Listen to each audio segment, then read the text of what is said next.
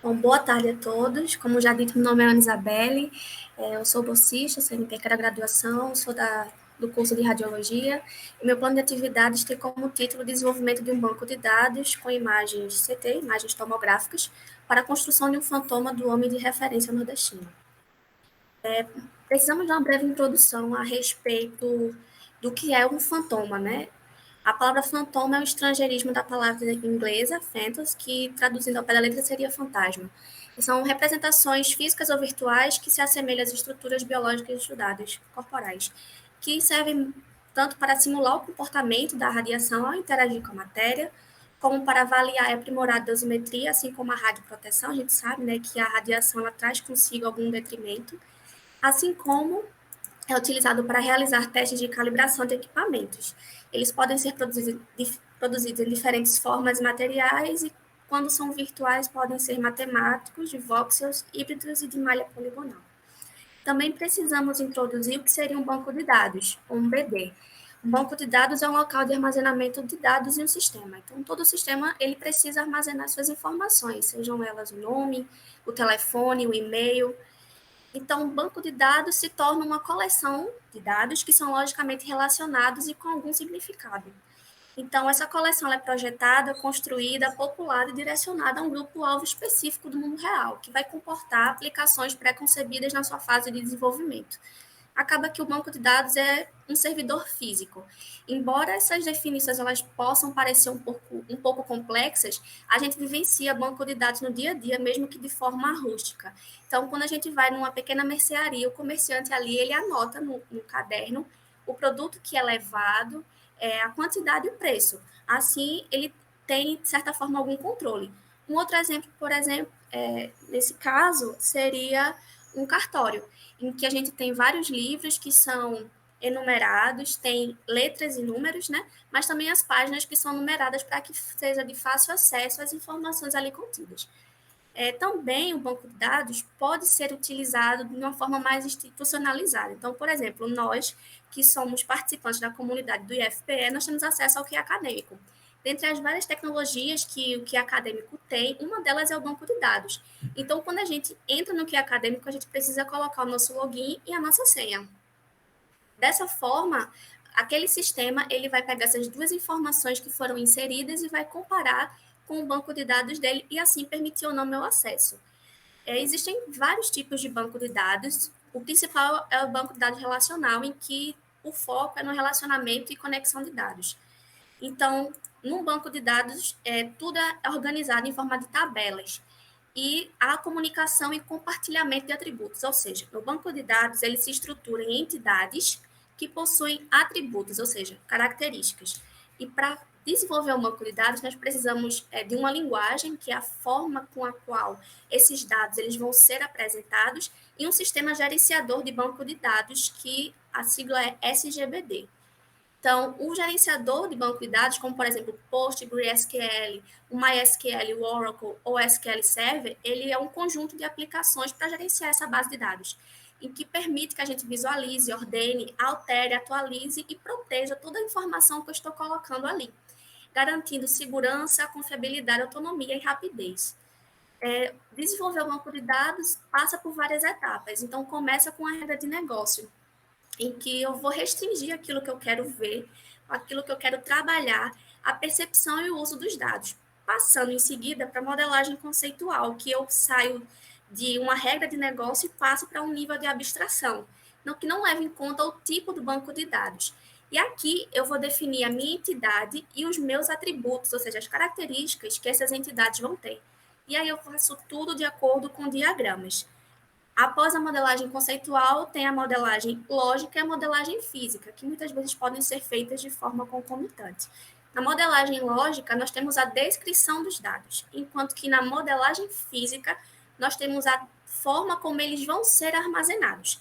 E aí se utiliza uma linguagem e se escolhe o gerenciador de banco de dados. Por que eu estou explicando isso? Porque mais à frente, vamos ver passo a passo, de acordo com o desenvolvimento do projeto. Então, o objetivo geral desse plano de atividade foi a construção de um banco de dados relacional com o intuito de popular esse banco de dados com os dados obtidos por meio de imagens tomográficas de pessoas reais e naturais do Nordeste brasileiro, para a posterior construção de um fantoma computacional do homem de referência nordestino com base nesses dados colhidos. A metodologia ela inicialmente consistia em 4 passos, começando com a coleta das imagens tomográficas, o desenvolvimento do banco de dados, o armazenamento das imagens já catalogadas e o estudo estatístico. Entretanto, por conta da pandemia e de algumas questões com o comitê de ética, nós nos focamos principalmente no segundo passo da metodologia, que é o desenvolvimento do banco de dados. Os materiais e métodos. Todo esse projeto ele foi desenvolvido de forma remota, né, e os materiais utilizados eles foram basicamente muito simples. Um notebook desktop com configuração comercial e alguns softwares livres e gratuitos de fácil execução em qualquer terminal que fosse necessário. Então, como software, nós temos o BR Modelo, o Sublime Text e o sistema gerenciador de banco de dados, o MariaDB, que na verdade é uma versão livre e gratuita do MySQL. Mais à frente eu vou explicar em que momento nós utilizamos cada um. E, além disso, nós criamos um e-mail exclusivo para esse projeto, para a gente ter acesso a um drive, mesmo que com um espaço limitado, para receber futuramente as imagens tomográficas. Então, como resultado, a gente conseguiu construir e testar um banco de dados, né, relacional em linguagem SQL e tendo o MySQL como sistema gerenciador de banco de dados, para armazenamento e manipulação de dados a serem obtidos a partir de imagens tomográficas de acordo com essas características. Pacientes de ambos os sexos, naturais do Nordeste brasileiro, imagens vindas de clínicas e hospitais públicos ou privados, de corpo inteiro ou de partes dele, e estruturas sem alterações anatômicas significativas devido a patologias. Essas características, essas regras que foram impostas, estão lá naquela primeira fase de desenvolvimento, que já é a regra de negócio. Passando a regra de negócio, nós vamos passar para a modelagem conceitual, que foi feita no software BR Modelo. Como vocês podem perceber, é feito de acordo com um diagrama que utiliza formas geométricas diferentes para caracterizar aspectos diferentes dessa modelagem. Então, foi pensado e foi estruturado de forma que esse banco de dados consistia em 3 entidades, sendo a primeira delas a entidade paciente, que tinha como atributos o nome, a idade, o sexo, a altura, a massa corporal e o ID paciente, que é o número de identificação. Preciso notar que a gente não pediu RG, não colocou como um dado a ser requerido RG nem CPF, mas manteve o nome. Outra entidade que nós precisamos criar nessa modelagem conceitual foi a entidade endereço, em que era requerido a cidade, o bairro e o estado, também com um ID para o endereço e um ID underline paciente, que nós chamamos de chave estrangeira, que faz a correlação de dados da entidade endereço com a entidade paciente.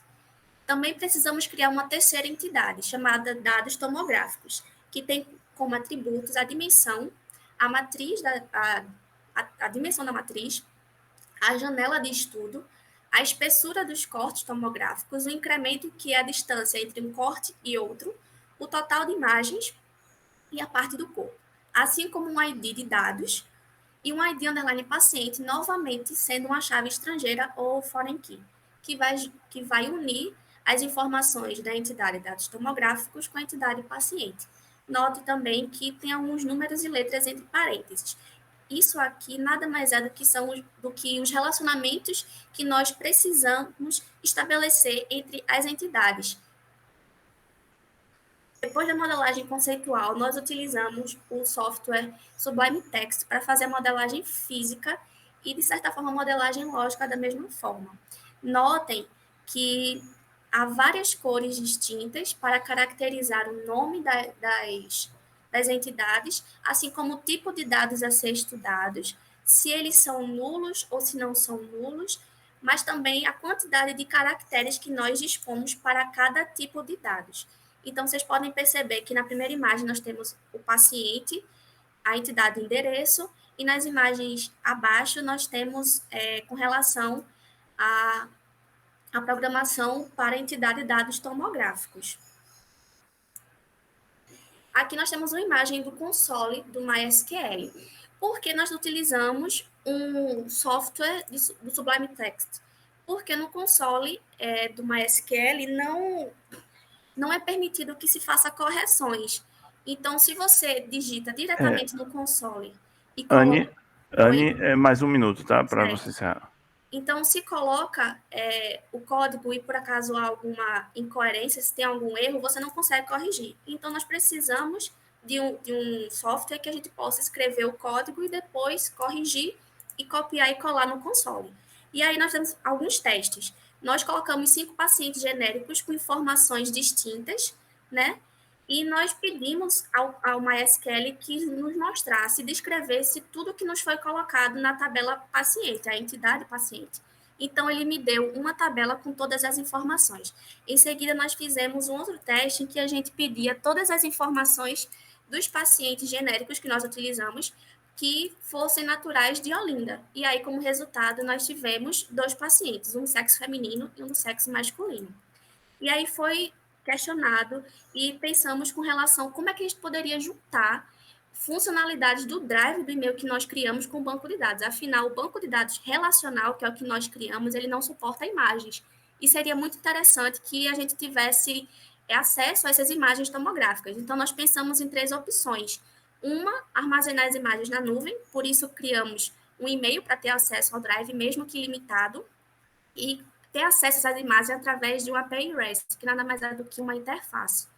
Também uma outra opção foi pensada a respeito de um redirecionamento por link, em que a gente colocaria esse link no banco de dados e a gente teria que criar uma aplicação web para que o usuário, a parte do usuário que se chama de front, a gente tivesse algum tipo de botão que capturasse essa imagem e esse usuário visualizasse. E, por último, a gente seria uma alternativa mais simples, porém um pouco mais trabalhosa, em que nós precisaríamos de um servidor local com uma alta capacidade de processamento e armazenamento.